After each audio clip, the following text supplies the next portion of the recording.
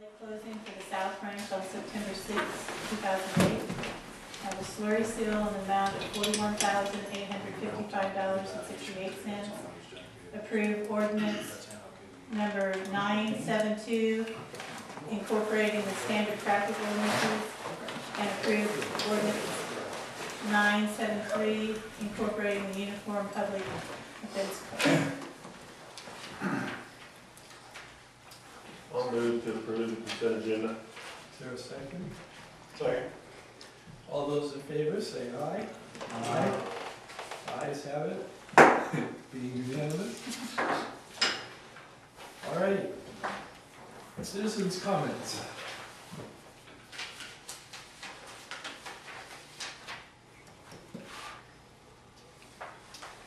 If there are no citizens' comments, then administration, Mel.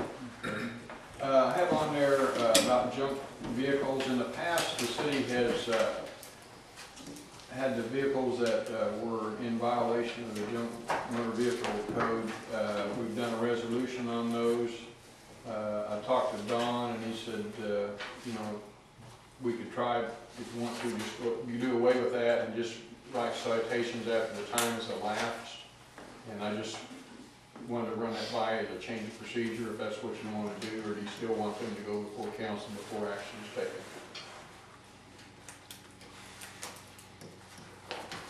We thought we might circumvent some of it and just write a citation for maintaining the public nuisance.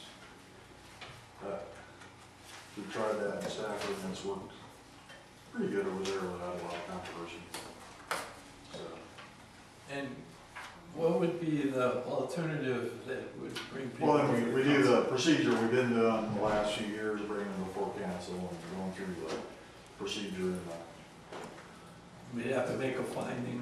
do all those things that are,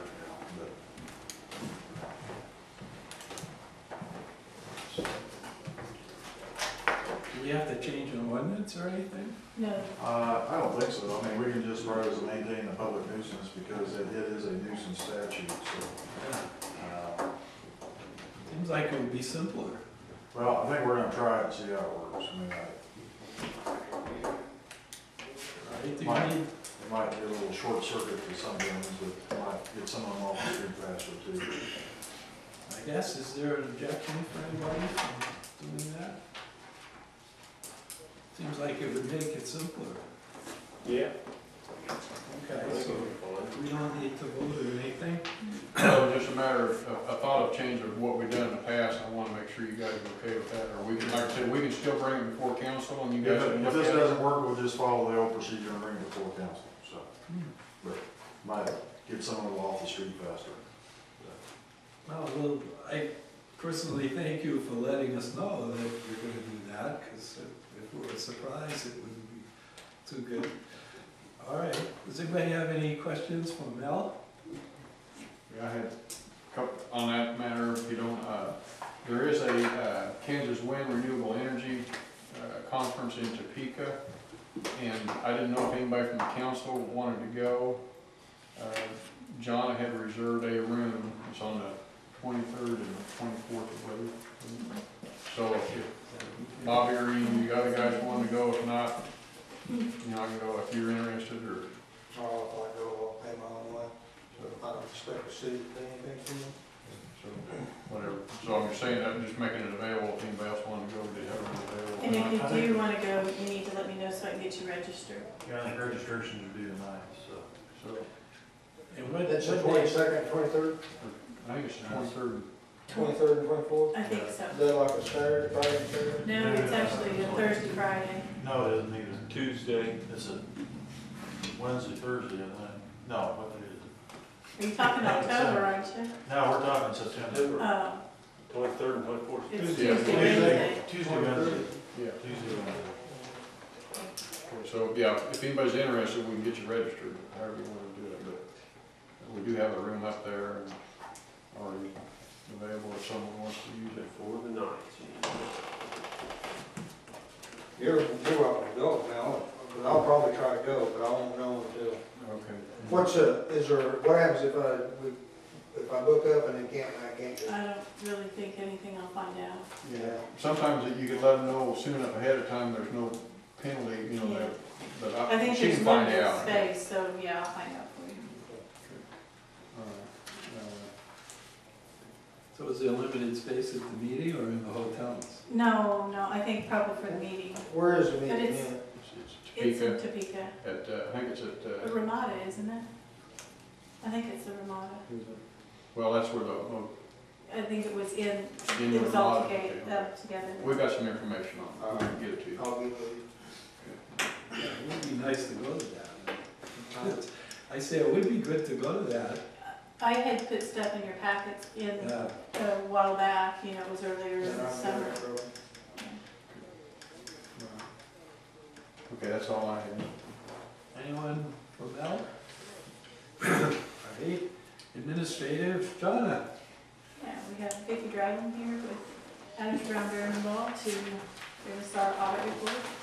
And Vicki, would you like to just come join us at the table maybe?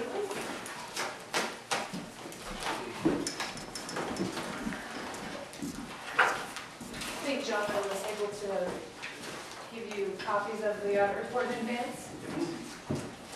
If you have any questions while I go over it, feel free to stop me and I'll try to answer them as best as I can. The bound report is our actual audit report. And on page 1 is our auditor's opinion. And basically there's about 5 paragraphs, but the very last paragraph gives our opinion. It says the financial statements referred to above present fairly in all material respects the cash and unencumbered cash balances of the city of St. John, and their respective cash receipts and disbursements and their budgetary results for the year ended. This is basically what we call an unqualified opinion of the financial statements, and it's the highest form of opinion we can give on a set of financial statements. Okay. On page 2, we have a summary schedule of all the cash receipts, expenditures, and your unencumbered cash balances per fund. We started out with a beginning unencumbered cash balance of about $618,000. We ended the year about $90,000 to the good and ended with $708,907. Our actual cash balances at the end of the year were $882,388, which was up about $171,000 over the prior year. So you had a positive increase in your overall cash balances, which was very good for the city. When I talk about unencumbered cash, that means your actual cash balances per your fund, less any outstanding payables or encumbrances you have per the fund. And so that's why there's a difference. We actually had outstanding encumbrances of about $173,000 at year end. We only had about 3 funds that their actual cash balances went down. And overall, we really look at the enterprise funds to make sure that all your utilities are actually being self-sufficient. And I was pretty pleased with all of those. I think just the surplus fund went down, and that's okay. It's not really your operating funds. So operational wise, I think the city did a good job last year as far as keeping all their cash balances and showing positive increases in them. On page 3, we have a summary of expenditures, actual and budget. This schedule shows all of the funds that have a required budget. It shows you what you spent for the year in expenditures, and then the very far right-hand column shows any variances, whether they're favorable or unfavorable.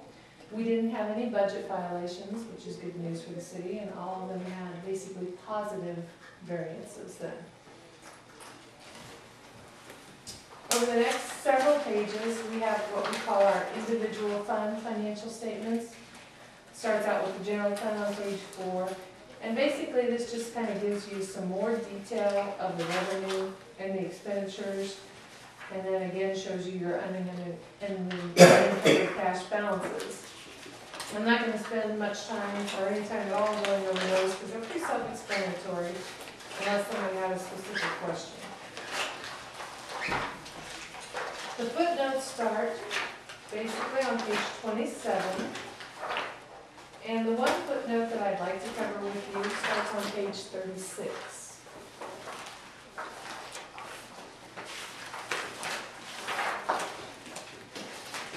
It's basically, on the top of the page, it's your long-term debt, and it gives you a schedule of your debt obligations. We show that for the year, we have about $552,235 left in outstanding obligations. This is your general obligation bond, your revenue bonds, and then some capital leases. We paid about $22,500 in interest expense during the year. We also have a liability for what we call compensated absences. These are any accruals for vacation, sick, leave for your employees at year end that they haven't used but are entitled to. And that was about $130,000. So that brings your total long-term debt of about $682,531. We also further take that schedule and then we break it out into principal and interest payments over the next 5 years and then in 5-year increments after that. It's a good schedule to look at to see what your obligations are for the next coming years. Anybody have any questions on these? The electric bonds are paid off in 2009. The revenue bonds? Yes, the maturity date is in 2009.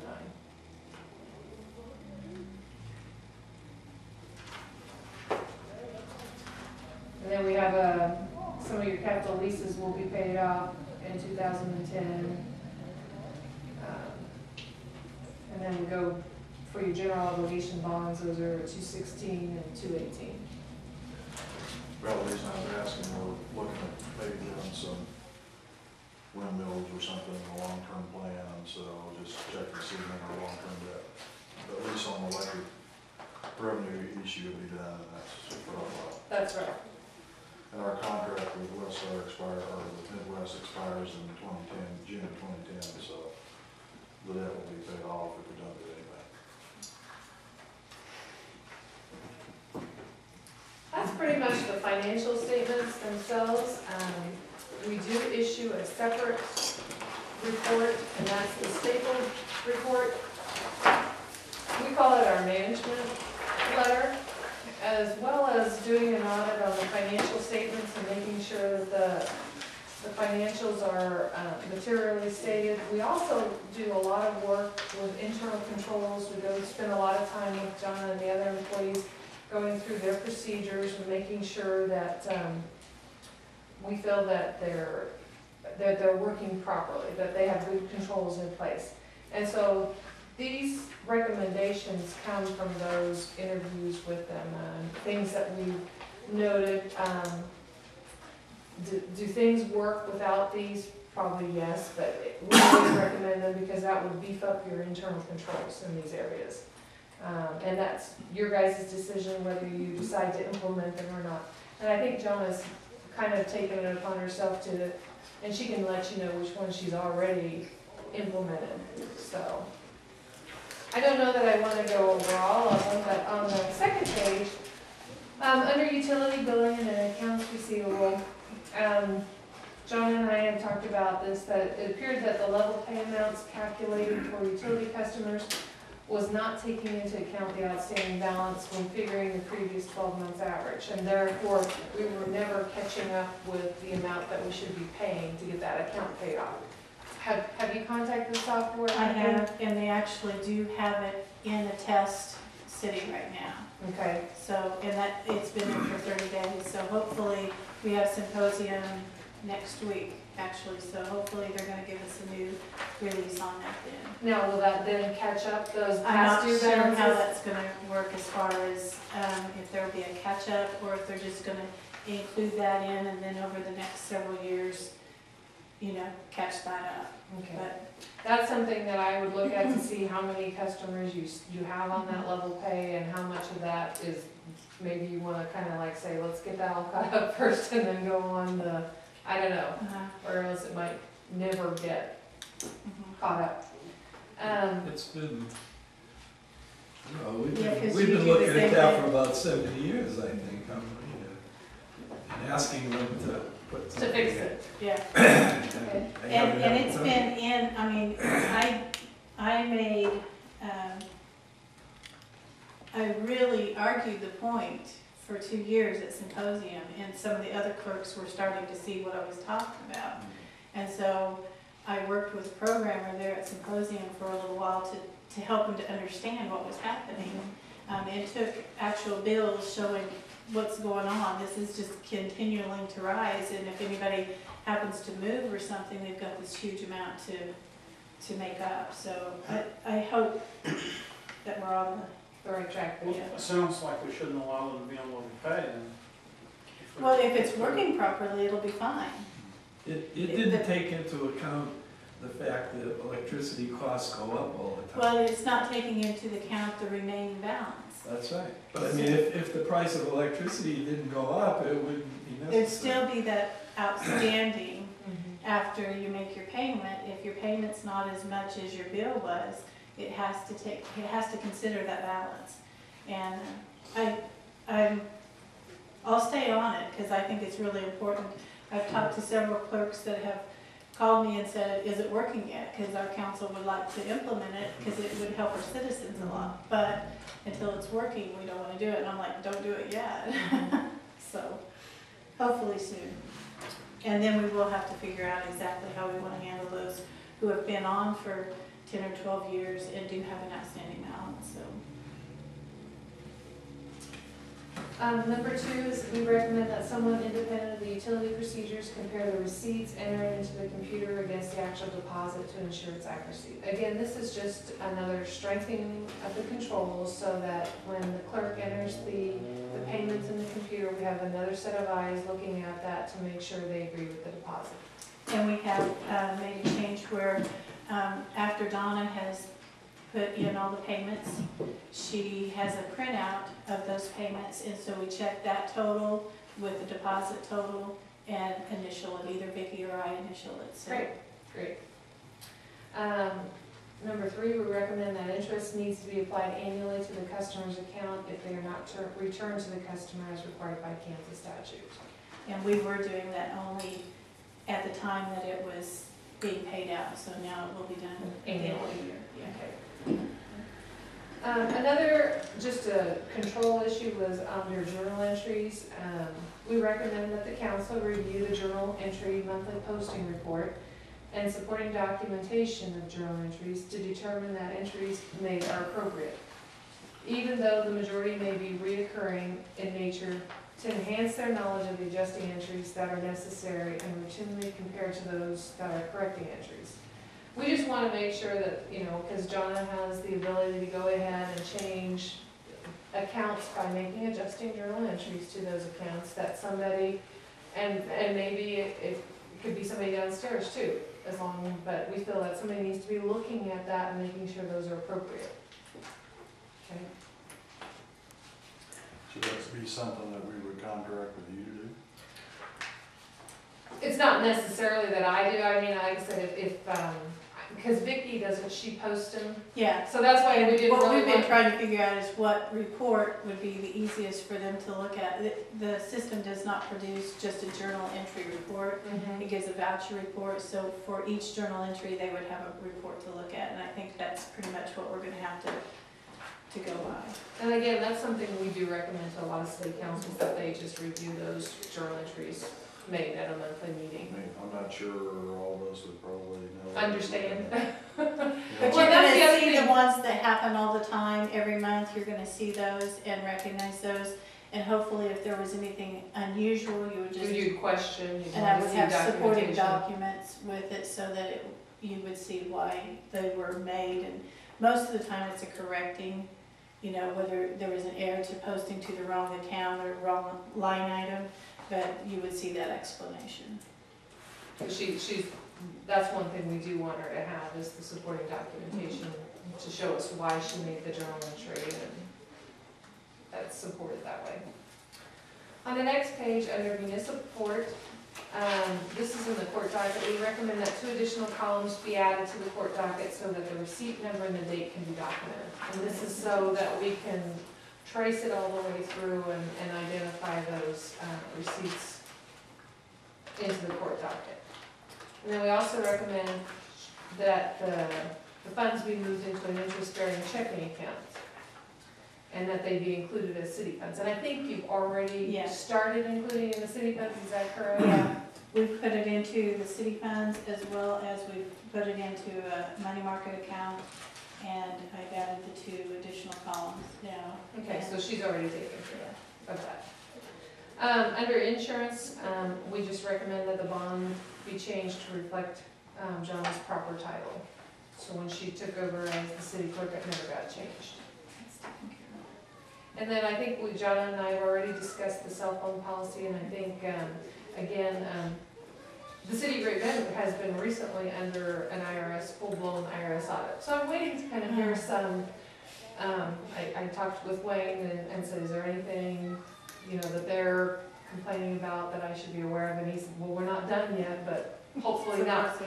So if anything new comes about from that, I will certainly let John know. But this cell phone policy does come from some of the other municipalities being audited and saying that they could treat those as taxable fringe benefits, and that's where that's coming from.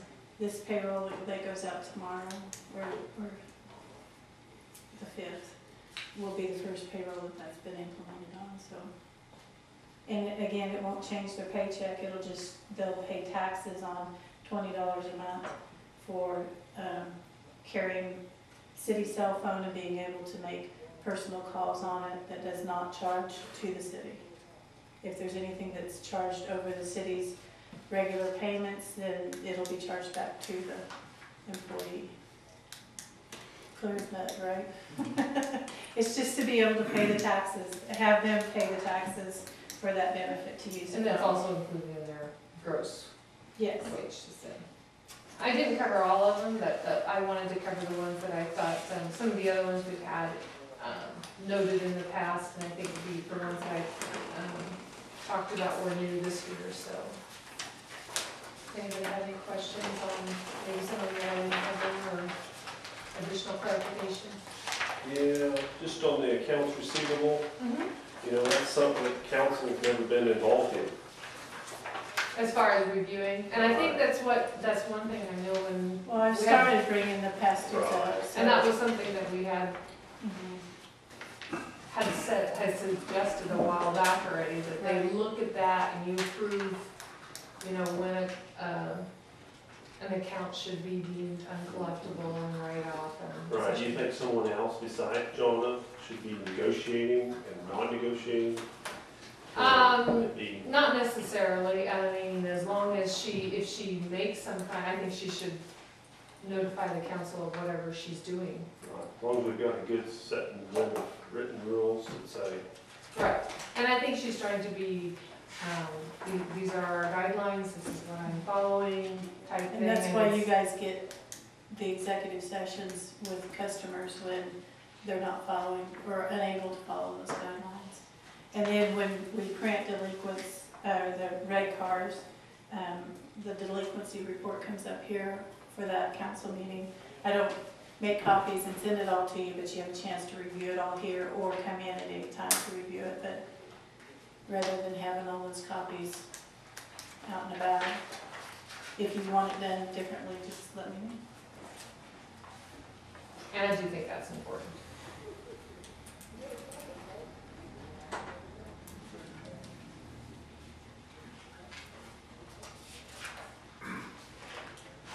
Do we have any more questions?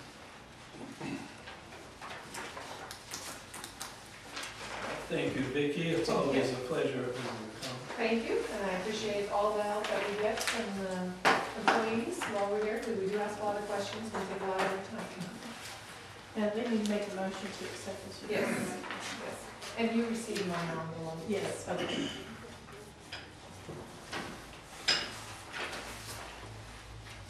What do you need to say? You need to accept the audit?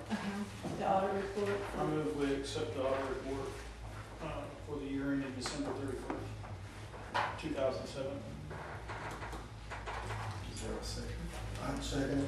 Any discussion? All right, then we'll vote. All in favor, say aye. Aye. Opposed, nay. Ayes have it. Report's accepted. accepted, thank you. Okay, thank you. Thank you.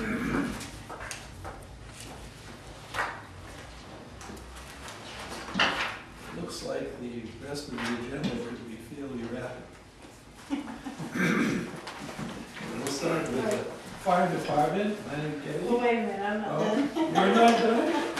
Oh, we got the upgrading and all that, all right. A couple more things here. I put on your,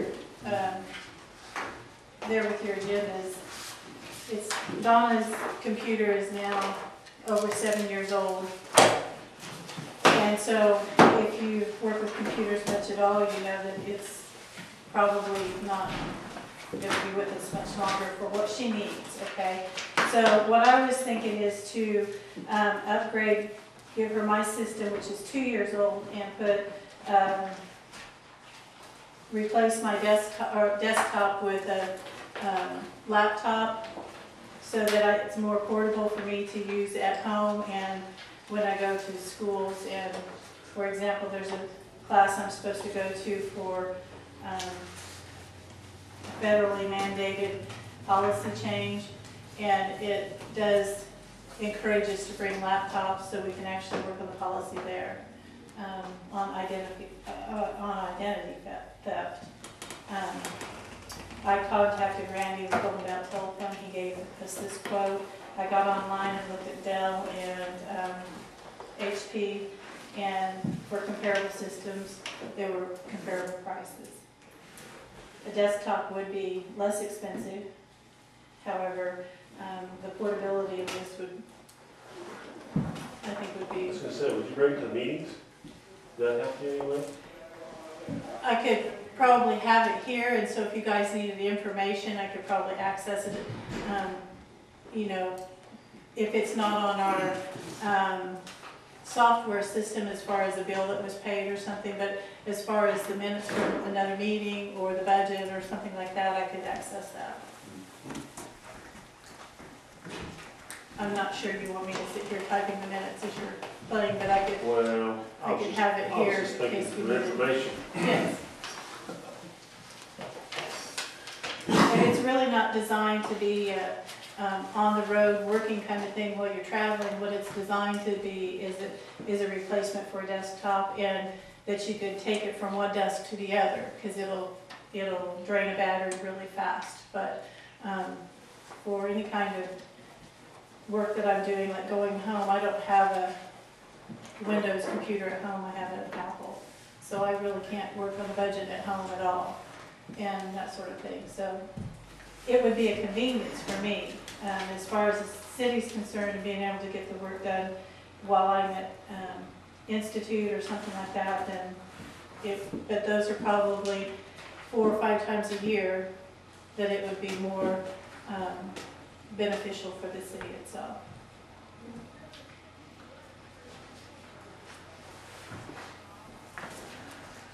Do you have, what's your spending authority? My spending authority is $500, so I would need a motion to approve this if you choose. And there aren't 3 parts of it. There are 3 different. No, We talked I together would. here. I actually wouldn't want to do that. I would rather you guys just approve that. Is there any questions about that or a motion? What kind of a computer is it? Does it say that brand name on here? I'm not missing. Just see the host. No, where is it? I did see it earlier. So Windows XP Pro. Oh, that's a I software. don't know what it is. Yeah. Like, is It's a it software. something they put together? Is it a Dell or? No, he HP or actually orders it a because Toshiba or? it's not, it's this, no, down at the very bottom. I don't know. Noblesse? Noblesse.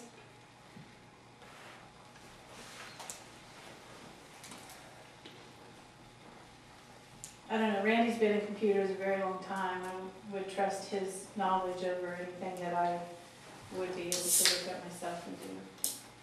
He knows what kind of work we do and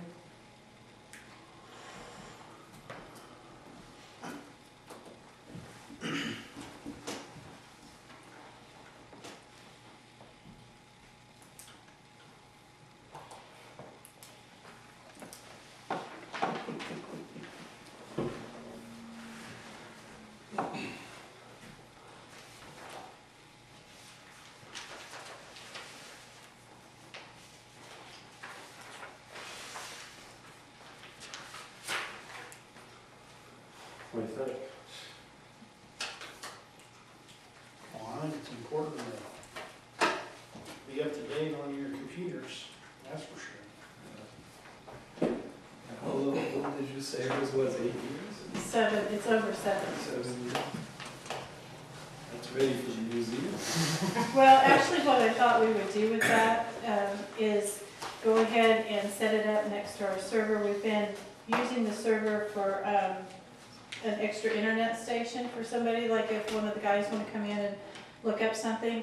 And Randy scolded me quite strongly about doing that because it, you know, opens our whole system up to, if a bug comes in there, we're over. So he strongly suggested that if we have a lesser system somewhere, just to go ahead and hook it up so that anybody could use it for internet, and that would be a good computer for that. The 2 gigabyte memory card, that's big enough? Yeah, because you can get all kinds of memory sticks if you want to do anything more than that. No, 120. I'm sure there's more expensive ones, more Yes. recently out in, you know, but I think this is probably within Randy's pretty good about kind of trying to find us a mediocre situation, so we're not buying the latest technology, but not so far that it's ancient before we start, so.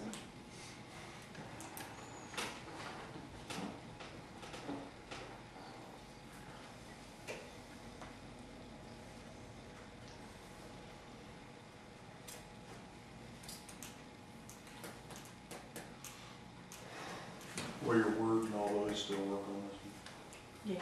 Yeah, it actually comes with, could come with Vista, but he has it where he can actually have it come with our XP Pro that we are using right now, with the free Vista upgrade at which time, whatever time we're ready to go to Vista. So on Dell, to go to the downgrade of the Windows XP Pro, which is what we're using, it costs $140. To that, Yeah, to downgrade. But you can go ahead and get the Vista then later, but you still have to pay the $140 to have the XP Pro right now.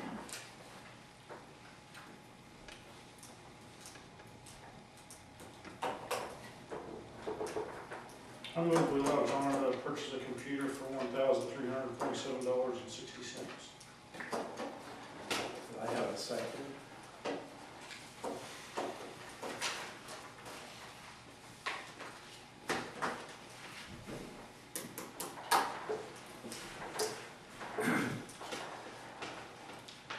I'll second it. Okay, we have a motion and a second. Do we have any discussion?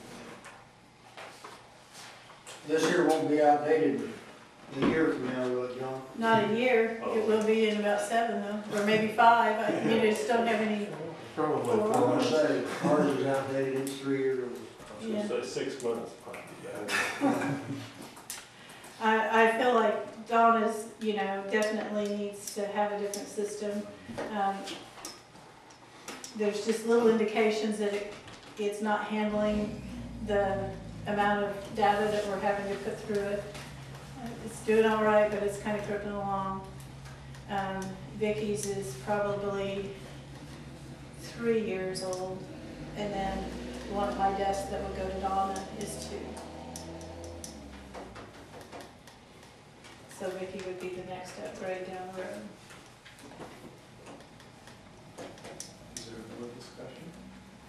Is that price there, that's hooked up and running, or is there a bunch of extra fees included, come down, hook it up? What we'll do is, there will be some labor probably, because we'll break them down and move them to the stations that they need to be at, but we'll have him come, make sure everything's, you know, connected right and into the network right, and make sure everything's working the way it should be. So he charges $75 an hour. So depending on how things go, Okay. I don't look for it to be a big job, but you never know once you start. Well, in that case, perhaps